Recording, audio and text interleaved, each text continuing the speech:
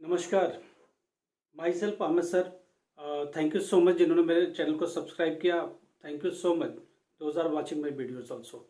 बहुत सारे स्टूडेंट्स की क्वेरी हम लोग ले रहे हैं। पहली बात तो मैं बता दूं, माई सेल्फ अहमद सर, education@अहमद सर।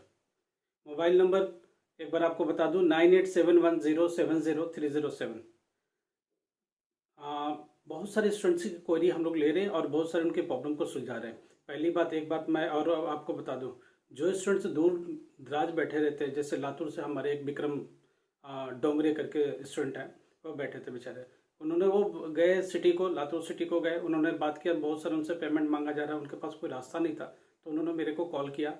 हमने उनका एडमिशन सक्सेसफुली यहीं से करके दे दिया, सारा डॉक्यूमेंट। चूँकि ऑनलाइन है तो हम लोग यहीं से करके उनको दे देंगे सारा कुछ, और बहुत रीजनेबल प्राइस पर। जो भी चार्ज होता है हार्डली थोड़ा बहुत, जो भी स्टॉप वर्क करता है उनके लिए थोड़ा सा चार्ज ऐड करके आपको कर सकते हैं।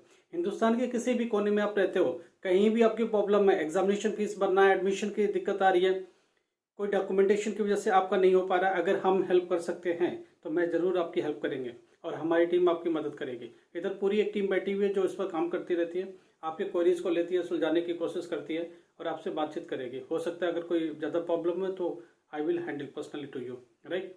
आप मेरे को मैसेज कर दीजिए, आप डॉक्यूमेंट अगर भेज देते तो हम लोग यहीं से भी कर देंगे, नहीं तो आपको गाइड कर देंगे कैसे क्या एडमिशन लेना है, क्या करना है। एनआईओएस में, एनआईओएस के थ्रू एडमिशन ले रहे हैं तो हम आपकी मदद कर रहे हैं। सीबीएसई प्राइवेट के थ्रू अगर एडमिशन ले रहे हैं तो हम आपकी मदद कर रहे हैं। सीबीएसई में आप फेल हो गए, री आया, फिर अगेन आप दे करके फेल हो गए, तो हम आपकी मदद करेंगे, वहाँ से ट्रांसफ़र करके एनआईओएस में लेके आएंगे और एनआईओएस में इजीली हो जाता है। मैं एक चीज़ समझा देता हूँ, एनआईओएस में क्यों ट्रांसफ़र करना है। देखो, सीबीएसई में अगर आप बार बार क्लियर नहीं कर पा रहे, इसका मतलब कन्फ्यूजन है, दिक्कत है, तो आप उसको एनआईओएस में ट्रांसफ़र करो। आप अगर दिल्ली एनसीआर में रहते हो तो हम आपकी पूरी मदद करेंगे, 1 to 1 पर्सनली आपकी हेल्प करेंगे। अगर दूर रहते तो भी आपकी जितना भी पेपर वर्क है, जैसे भी एडमिशन का प्रोसेस है, मैं उसमें बहुत सारे मदद करेंगे। इसमें बहुत सारे स्टूडेंट को मदद किया भी है। एक आसाम के स्टूडेंट है, उनको भी बहुत दिक्कत थी तो उनको ऑनलाइन ही बैठाया, उधर से बैठो सिस्टम के ऊपर, हम लोग इधर से स्टेप बाय स्टेप उनकी मदद करते चले गए। अल्टीमेटली उनका एडमिशन हो गया और वो इज़ मोर हैप्पी। और एवरीडे वो हमारी वीडियो को देखते रहते हैं। जो भी आसाम से जो भी हमारे स्टूडेंट देख रहे हैं, प्लीज़ आपने हम पर भरोसा जताया, उसके लिए थैंक यू सो मच। वो सारे स्टूडेंट जो बैठे मेरे लिए वेट करते हैं कि वीडियो आएगा, उससे हमको मदद मिलेगी, ऑब्वियसली आपको मदद मिलेगी। बहुत सारे क्वेश्चन आउट कर रहे हैं हम लोग। अभी प्रैक्टिकल का टाइम आने वाला है, इसलिए प्रैक्टिकल के क्वेश्चन पर फोकस है। और ध्यान रखिए, हम लोग जो प्रैक्टिकल के क्वेश्चन बता रहे हैं 100% वही क्वेश्चन आएंगे। क्यों आएंगे? क्योंकि यही क्वेश्चन सब लोग देते ही, ये ट्रेंडिंग क्वेश्चन है और ये हम लोग देते ही है। हम क्या सारे यही देते हैं। और दूसरी बात, जैसे 2 क्वेश्चन करना है तो स्कूल ने 4 क्वेश्चन दे दिया, तो उसमें से 2 तो आपको आएगा ही आएगा, ठीक है। अगर एक आध चेंज भी कर दिया तो 2 में से 1 तो पक्का ही मिल गया। दूसरा लिखने का तरीका सिखा दिया तो उससे आपको आइडिया लग जाएगा, आप कर लोगे कम से कम, ठीक है। और भी एक आध बातें और भी करेंगे और भी टिक दे देंगे आपको। उसके बाद थियरी एग्जाम पर बात करना चालू करें। अभी प्रैक्टिकल का सिलसिला चल रहा है तो 1-2 वीडियो प्रैक्टिकल के ऊपर ही ज़्यादातर आएंगे, ठीक है। तो आप प्लीज़ इसको ध्यान से देखते रहिएगा। चलिए, हम लोग बात करने वाले 10th क्लास पेंटिंग से रिलेटेड। पेंटिंग का कोड है 225, 10th क्लास का, राइट। पेंटिंग का कोड है 225। इसमें क्या होता है, स्टूडेंट पूछता है पेंटिंग में जाके वहाँ क्या करना है। वहाँ देखो ध्यान से, 2 पेंटिंग आपको बनानी है। क्या करना है उसमें, एक तो पेंसिल का शैडो वाला जिसको बोलते हैं, दूसरा आपको paint colour, brush, water colour जो भी होता है उससे कलर वाला करना है आपको। 2 चीज़ें आपको करनी है। पहली बात, कुछ इंपॉर्टेंट क्वेश्चन बता देते हैं और कुछ ट्रिक बता देते हैं। अगर स्कूल कहता है ये बनाओ, अगर आपको आता है तो बनाओ, नहीं आता है तो उससे रिलेटेड बनाओ, मगर पेंसिल का काम पेंसिल से करो, राइट। कलर का काम कलर से करो, एक पेंसिल का एक कलर का। अब नॉर्मली पेंसिल से क्या होता है, कप और प्लेट बनाने को टीचर देता है, राइट। रनिंग हॉर्स दे देता है, पेंसिल से बनाओ, राइट। इसमें कलर नहीं करना, ध्यान रखना। फ्लावर पॉट पेंसिल से बनाओ, राइट। इनमें से अगर आपको नहीं आता, कुछ और आता बनाना, तो बना दीजिए। टीचर ये देखता है कि आप में एबिलिटी कितनी है, पेंटिंग आपको आती है कि नहीं आती है, इसके ऊपर वो काम कर लेता है और आपको मार्क्स देता है। Painting 10th class code number 225, 2 question out कर रहे हैं। एक पेंसिल से बनाना है और दूसरा कलर से करना है, राइट। पेंसिल से बनाने वाले में flower part, cup plate, running horse, ठीक है। नहीं बना सकते तो बस स्टॉप बनाओ, रेलवे स्टेशन बनाओ, राइट। और जो कलर वाला, उसमें क्या, अर्ली मॉर्निंग का जो नेचर का होता है वो सब बना सकते हो, कलर उसमें फिट कर सकते हो, राइट। हट बनाओ, विलेज का सीन बनाओ, ये सारी चीज़ें इसमें होती हैं। तो 2 चीज़ें होती है, जाके बनानी होती है, घर से प्रैक्टिस करके जाओ और वहाँ जा करके फटाफट बना दो। अगर वो चीज़ जो कह रहे टीचर नहीं बना रहे तो उससे रिलेटेड बनाओ, पेंसिल से बनाना हो पेंसिल से बना दो, टीचर को बोलो मेरे को ये बहुत अच्छा आता है तो बना के दिखाओ। आपकी क्रिएटिविटी के ऊपर वो मार्क्स देते हैं, तो घबराने की जरूरत नहीं है, आप करो पास हो जाओगे। और ध्यान रखना 10th क्लास पेंटिंग में अगर प्रैक्टिकल में बहुत अच्छे मार्क्स हुए, थियरी में 2 4 5 नंबर भी पाए तो आप पास हो जाते हो वही। इसलिए पेंटिंग जरूर लिया करो और पेंटिंग में पास होने की कोशिश क्या करो। अच्छा, दूसरा क्वेश्चन है 10th क्लास होम साइंस से।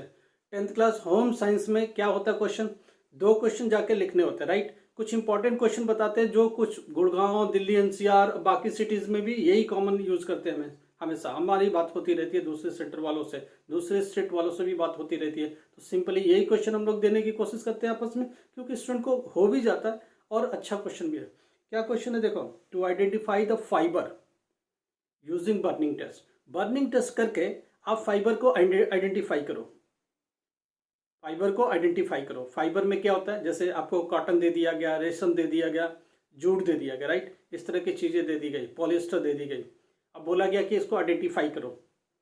पॉलिएस्टर का कुछ है, ठीक है, दूसरा कॉटन का है, तीसरा किसका, रेशम का है। इन 3 चीज को दे दिया, ये फाइबर्स है। क्या है, फाइबर है। दिए गए जो रेशम धागे हैं, सूत है, इनका क्या करना है, इनको बर्निंग टेस्ट करना है, जला करके टेस्ट करना है, ठीक है। इससे नेचुरल कंफर्म करनी है कि इसमें है कौन सा, राइट। कॉटन कौन सा है, पॉलिएस्टर कौन सा है, रेशम कौन सा है, इसको आपको टेस्ट करके बतानी है। हिंदी यही है, इंग्लिश भी यही है, समझ में आ रही है। इंग्लिश में क्या लिखेंगे, to identify the fibre using the burning test, ठीक है। बर्निंग टेस्ट जला करके या जला करके, थोड़ी सी हिंदी मेरी भी ध्यान रखना। जो दिए गए धागे है, ठीक है, धागे सूत जो भी है, ठीक है, उनको टेस्ट करो आप, किसमें, बर्निंग टेस्ट करो, ठीक है। एक क्वेश्चन हो गया। दूसरा, to remove the given stain from the white cotton fabric. सफ़ेद कपड़ा है, सफ़ेद फैब्रिक है, शर्ट है मान लो, उसके ऊपर क्या गिर गया, इंक गिर गया, हल्दी गिर गई, और क्या, कॉफ़ी गिर गई, ऑयल गिर गया। आप उस स्टेन को रिमूव करना है। क्या करना है, to remove the given stain from white cotton fabric. Cotton fabric कपड़ा बना हुआ, शर्ट बना हुआ, इस पर इसको रिमूव करना है। क्या करना है, इंक, स्याही स्याही और ऑयल या जितने भी स्टेन है या डर्ट है, इनको रिमूव करना है। कहाँ से, सफ़ेद कपड़े से, ठीक है, सफ़ेद कॉटन कपड़े से रिमूव करने को लेकर के ये प्रैक्टिकल है, राइट। तो 2 प्रैक्टिकल के लिए, to identify the fibres using the burning test. दूसरा क्या, to remove the given stain from the white cotton fabrics, ठीक है। अब यहाँ लिखा हो सकता है कॉटन की स्टेन को, वो कॉफ़ी के स्टेन को रिमूव करो, इंक के स्टेन को रिमूव करो, स्लैश स्लैश करके इनमें से दे सकते हैं या इनमें से एक नाम ले सकते हैं। प्रोसेस सबका वही है, तो प्लीज़ आप ये 2 क्वेश्चन तैयार कर लो। 12th क्लास फिजिक्स वाले, अब साइंस वाला देखो 10th का ऑलमोस्ट हो गया, 12th क्लास की अब चालू कर रहे थे। 12th क्लास फिजिक्स में पहले भी बात कर चुके, आज हम और क्लियरिफाई करते हैं। 12th क्लास फिजिक्स का प्रैक्टिकल एनआईओएस में 2 क्वेश्चन आपको करने हैं और एक तीसरा क्वेश्चन कोई भी पूछ सकते हैं, राइट। तो तीसरे में क्या होता है, आंसर्स लिखने होते हैं, 2 में क्या करने ही होते हैं आपको। हो सकता है टीचर 2 ही में करे, बाकी वाइवा वगैरह में कंसीडर कर ले। 2 क्वेश्चन कौन सा है, एक बर्नियर कैलिपर्स या स्क्रू गेज से क्वेश्चन आपको आएगा। बर्नियर कैलिपर्स और स्क्रू गेज के 2 जो प्रैक्टिकल्स है उनमें से एक क्वेश्चन आएगा आपका। दूसरा क्या, ओम्स लॉ का वेरिफिकेशन, ये पहले भी हम बता चुके हैं। ओम्स लॉ के वेरिफिकेशन में ओम्स लॉ को verify the Ohm's law with the help of series and parallel, series का भी और पैरेलल का भी इसी में क्लब करके आपको दे सकते हैं, राइट। तो ओम्स लॉ का वेरिफिकेशन सीरीज और पैरेलल के साथ, या नॉर्मल ओम्स लॉ का verification with the help of volt meter and ammeter, तो ये प्रैक्टिकल सबको आएगा, ठीक है। हम आई होप कि आपको ये चीज़ समझ में आ गई। हम लोगों ने 12th क्लास का प्रैक्टिकल स्टार्ट कर लिया और ये डेली बात करते रहेंगे। अब जल्दी जल्दी थोड़ी फ्रीक्वेंट वीडियो आपको देंगे। अब स्टूडेंट की कुछ क्वेश्चंस ले लेते हैं, राइट। प्रियंका का क्वेश्चन है गुड़गांव से, राइट। अकाउंट में अकाउंट जो सब्जेक्ट है 12th क्लास में, उसमें क्या प्रैक्टिकल वर्क ज़्यादा रहे, तो प्रैक्टिकल की बात नहीं हो रही, थियरी पेपर की बात हो रही है। उसमें कुछ होता है प्रैक्टिकल्स का, जैसे अकाउंटिंग में होता है प्रैक्टिकल टर्म्स ज़्यादा होते हैं, राइट, और थियरी के टर्म्स होते हैं। उनका क्वेश्चन है कि प्रैक्टिकल टर्म्स ज़्यादा आते हैं या थियरी टर्म्स ज़्यादा आते हैं।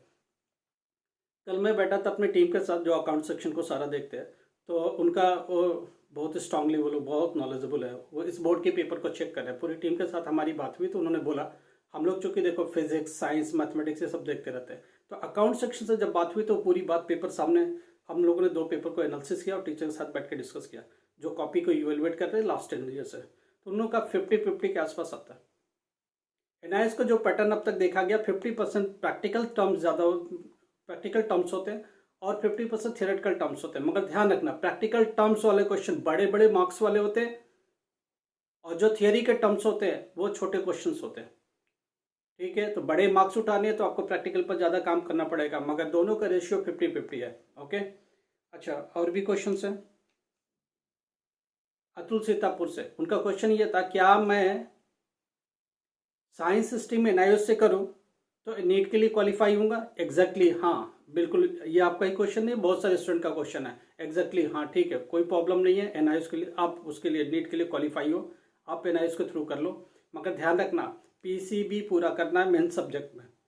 ऐसा नहीं मैथ्स ले लिया एडिशनल कुछ और ले, नहीं नहीं नहीं, ध्यान रखिएगा, नीट इसके ऊपर बहुत फोकस है। सीबीएसई के ऊपर भी बवाल है। सीबीएसई में आपने पीसीएम ले लिया, बायो का एडिशनल ले लिया, तो आप कंसीडर नहीं किया जाओगे नीट में, ध्यान रखना। इसके ऊपर बहुत बवाल है, कोर्ट में भी केस गया है। सेम थिंग एनआईएस के साथ भी है। एनआईएस में भी आप क्या करेंगे, पीसीबी पहले लीजिए, मैथ्स बाद में लीजिए। अगर आपको नीट के लिए जाना तो मैथ्स क्यों लेना, आप पीसीबी जाओ, बिल्कुल सिक्योर रहो और अपने आप को नीट में लेके जाओ। ठीक है, अतुल का एडमिशन भी हम लोगों ने दे दिया यहीं से, क्योंकि वहाँ बहुत सारा चार्ज कर रहे थे तो हम लोगों ने कम कर दिया। प्रियंका का भी क्वेश्चन हो गया, विक्रम महाराष्ट्र से भी उनका भी क्वेश्चन हो गया, राइट। आपको बता दूं, विक्रम एक बहुत बेचारे पुअर फैमिली बैकग्राउंड से आते हैं और एक लेबर की तरह काम करते हैं। जब वो अपनी सिटी में गए तो उनको बहुत सारा चार्ज बता दिया गया लातूर सिटी में, तो उन्होंने मेरे को कॉल किया, हमारी टीम ने उसमें मदद करी और बहुत रिजनेबल प्राइस पर उनका एडमिशन कर दिया।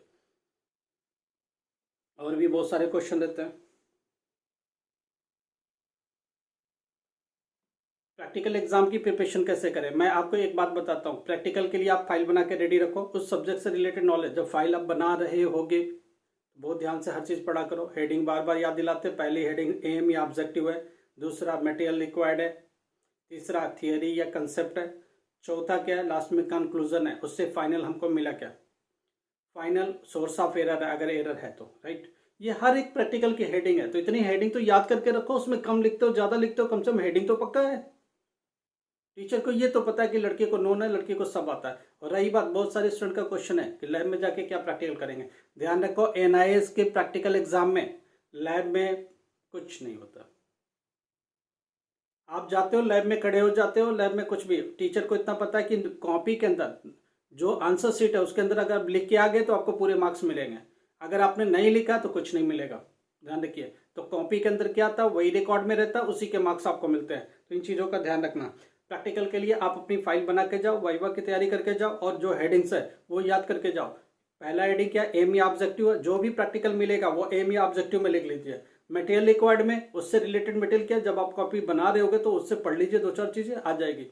ठीक है, कोई ड्राइंग का मैटर है, कुछ पेपर वर्क है, कुछ डिस्टेंस का है, तो आपको पेंसिल चाहिए, इरेजर चाहिए, ये कुछ कॉमन चीज़ें जिनको बार बार आप लिखिए मटेरियल रिक्वायर्ड में।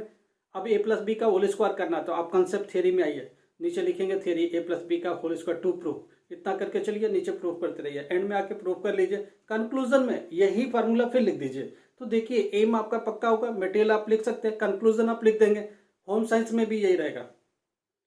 आप 10th क्लास का होम साइंस है, 12th क्लास का होम साइंस है, फिजिक्स है, आप क्या लिखोगे, पहले लिखोगे ऑब्जेक्टिव या होम साइंस लिखो, to remove the stain from the cotton fabric, right, लिख दिया। मटेरियल रिक्वायर्ड, क्या क्या मटेरियल चाहिए आपको, वो सारा चीज लिखिए। उसके नीचे कंसेप्ट या थ्योरी लिखिए, उसके साथ एक्शन करता है तो क्या बनाता है वो सारी चीज लिखिए। नीचे एक टेबल बना दीजिए, उस टेबल में फाइंड आउट करिए। कॉटन लिखिए एक तरफ, उसके बाद क्या लिखिए, जूट लिखिए, नीचे पॉलिस्टर लिखिए या फिर रेशम में रेशम लिखिए, राइट। और इनके बर्निंग टेस्ट के बाद क्या मिला वो लिखिए। बिफोर बर्निंग क्या मिला, आफ्टर बर्निंग क्या मिला, बिफोर बर्निंग क्या मिला, एक टेबल बना दीजिए, नीचे कंक्लूजन ड्रा कर दीजिए कि उससे आपने क्या फाइनली कंक्लूड किया। तो मेरा स्टूडेंट से हमेशा कहना है कि कोई भी दिक्कत है आप मेरे चैनल को सब्सक्राइब करके रखो, कोई भी दिक्कत है तो मैसेज कर दो, अगली वीडियो में आपका मिलेगा आंसर। नाम के साथ चाहते हो तो नाम के साथ आंसर देंगे, अगर नाम के साथ नहीं चाहते हो तो नाम के साथ, बिना नाम का ही आपको आंसर दे देंगे एज ए स्टूडेंट आपको बोल करके, राइट। कोई दिक्कत नहीं है, आप जैसा भी चाहो वैसा आपको आंसर मिलेगा। आप मैसेज व्हाट्सएप में मैसेज करो, आपके जो भी क्वेश्चन है, जो भी क्वेरीज है, हम 100% आपको सुलझाएंगे। हाँ, थोड़ी लेट हो सकती है वीडियो की, बट हम लोग कोशिश करेंगे जल्दी से जल्दी आपको वीडियो मिले। चलो, आई होप कि आपको आंसर मिल गया होगा। फिर भी कोई दिक्कत होगी, अच्छा, 10th क्लास के स्टूडेंट के लिए अभी हम शुरू करेंगे इंपॉर्टेंट चैप्टर्स। साइंस में, मैथमेटिक्स में, ये सारी बात करेंगे हम लोग। होम साइंस में भी बात करेंगे, इंपॉर्टेंट चैप्टर और कुछ इंपॉर्टेंट क्वेश्चन भी रिवील करेंगे। और 12th क्लास की फिजिक्स की तो पूरी की पूरी रिवील करेंगे। और ध्यान रहे, इसके बाद एनआईएस के बाद, एनआईएस के अलावा भी एक दो वीडियोस आती रहेंगी सीबीएसई को लेकर। उसमें इंपॉर्टेंट क्वेश्चन आप 12th क्लास फिजिक्स हम लोग रिवील करेंगे, क्योंकि इतने लंबा एक्सपीरियंस है फिजिक्स का हम लोग का, इवोल्यूशन का, बोर्ड एग्जाम का, तो आपको इसका फ़ायदा मिलेगा हम अपने लोगों से।